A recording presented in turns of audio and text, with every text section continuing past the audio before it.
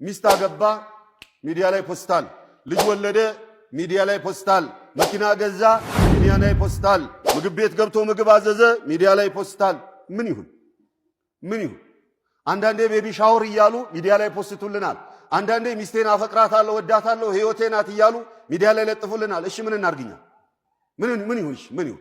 እዛ ምንድነው ፋይዳው? ይዞ የሚመጣው ግብአት ምንድነው? ጉዳት ብቻ ነው የሚመጣው። ያ ሐቢቢ እዛ ሚዲያ ላይ ያንተን ኒዕማ የሚያየው በሙሉ ሶስት ሰዎች ናቸው። አንደኛ አንቺን የሚወድ ባረከላሁ ለክ ወባረከላሁ ፊክ የሚል፣ ሁለተኛው ሐሲድ ነው ጥፋትህን የሚመኝ ነው። ሶስተኛው አንተ ጋር ያለው ኒዕማ እሱ ጋር ስላሌለ የሚቀና ነው ያለው ሳያስብ።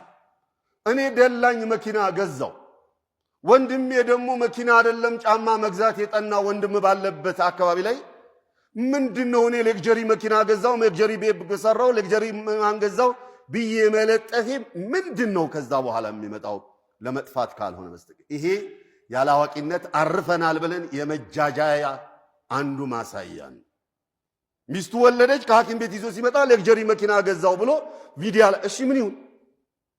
ሚስቱ ወልዳ እኮ ሐቢቢ አንተ ሌክጀሪ መኪና ገዝተ ሚዲያ ላይ ለጥፋል ስለሰጣት። ሚስቱ ወልዳ እኮ ዱቄት ገዝቶ የሚያጎርሳትን ያጣ ማህበረሰብ ያለበት ነው።